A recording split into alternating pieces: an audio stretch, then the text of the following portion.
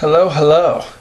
This is my sitting vlog. It's not going to get any better than this. See, I'm sitting here, the wife isn't home yet, the kid has gone to sleep, it is quiet, and I have nothing to do. So since you're my audience, I'm going to talk to you.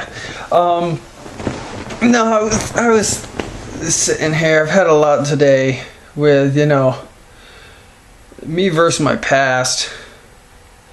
And I just it's hard to believe how far I've come in 8 years, how much the Lord has changed me, and how much I'm still the same in some areas, and things I'm working on, and what I'm doing now versus then. I mean, eight years ago I was doing nothing.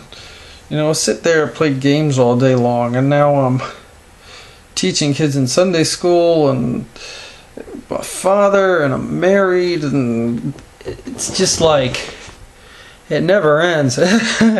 He's always got something new. There's always more. I mean, Sunday at church was complete blowout. I mean, you could hear angels singing in the place. It was fabulous. And, I was hoarse by the end of it. It was great, from singing and having a good time. And God's doing stuff with the children in the church. He's just got such a heart for the children, which is my heart, to educate. And I'm starting to get involved with other teachers, and we're all putting new ideas on the table, new stuff, just fun new stuff. And I was just on Facebook, and I was talking. I am on Facebook. It was really cool to see how my friends when I was at seminary have all grown up, and how they've changed and grown up, and God's used them. I mean, some of them are their testimonies have gone countrywide. I mean, it's just amazing when God changes a life, how He wants to use it. I mean, I don't know what, if you don't believe in God,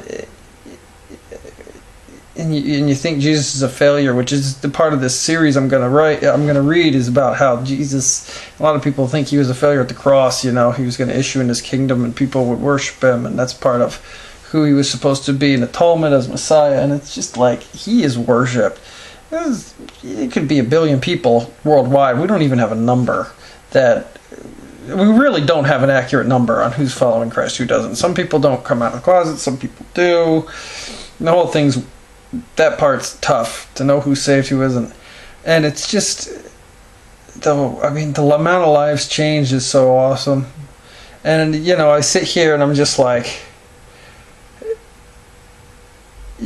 classic example is we just had an emergency in the family, and it could have been so bad, and we'd pray, and you could just see the hand of God holding people up and letting them be at peace with the situation. Seriously, we almost lost somebody.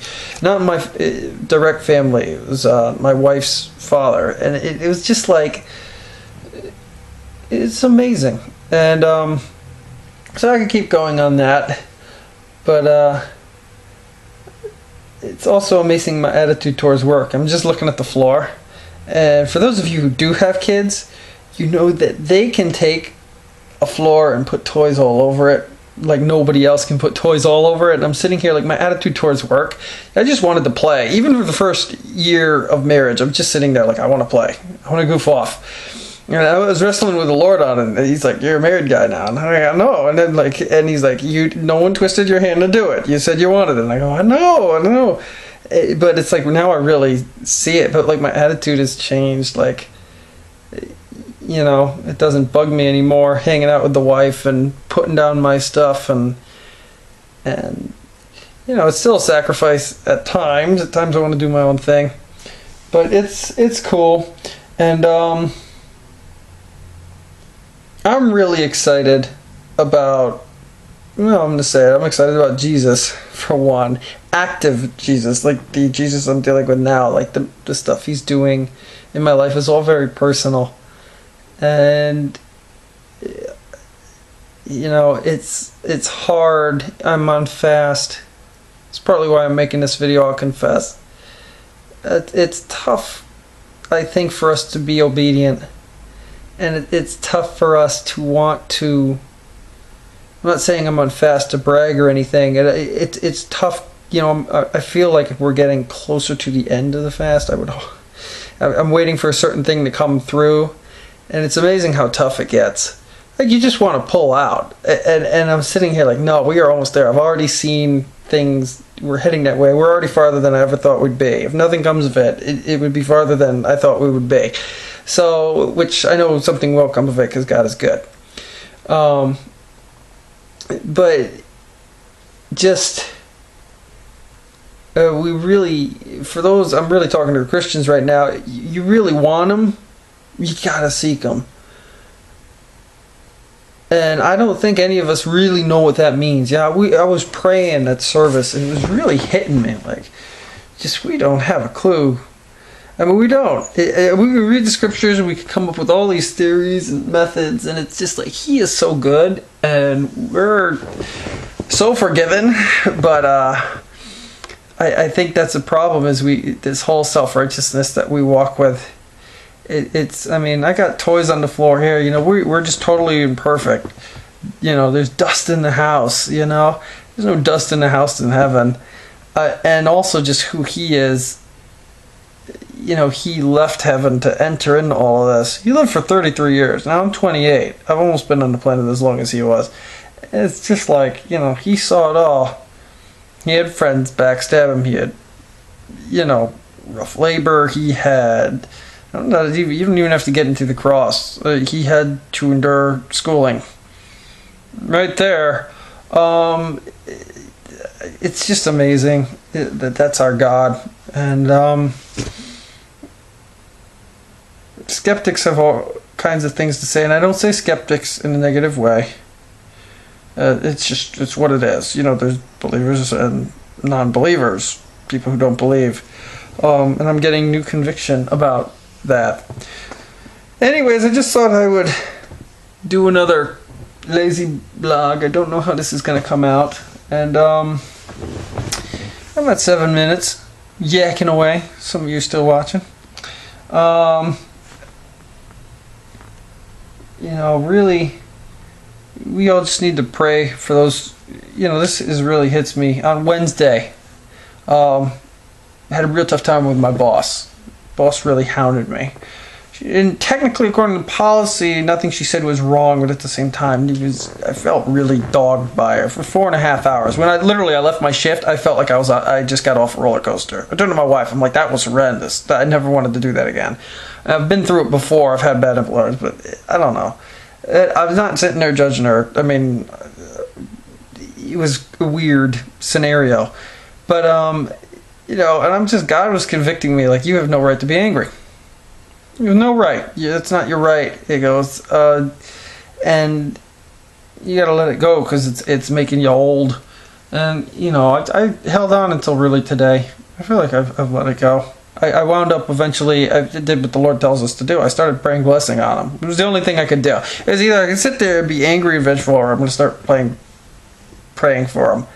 And, you know, that's what you do, I guess. And it did leave. A lot of it left.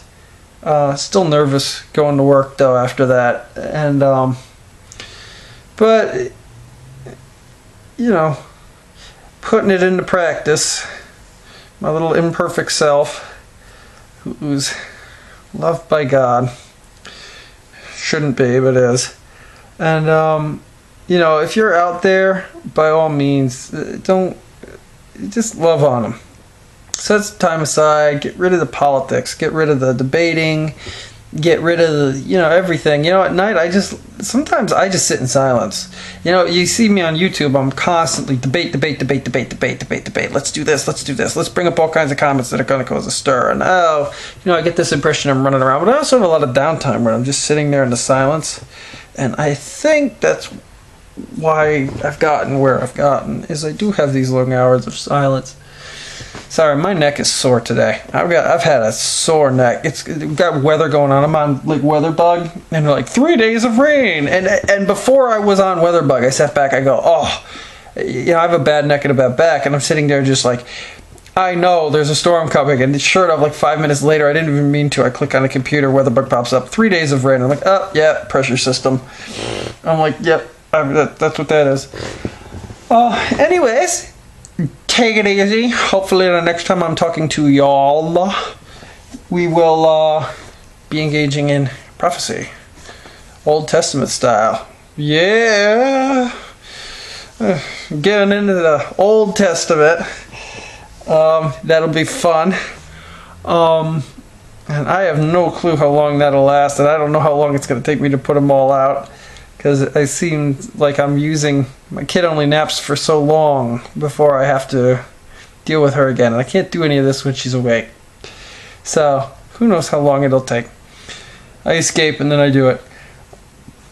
Alright, take care, peace of Christ, and God bless you all.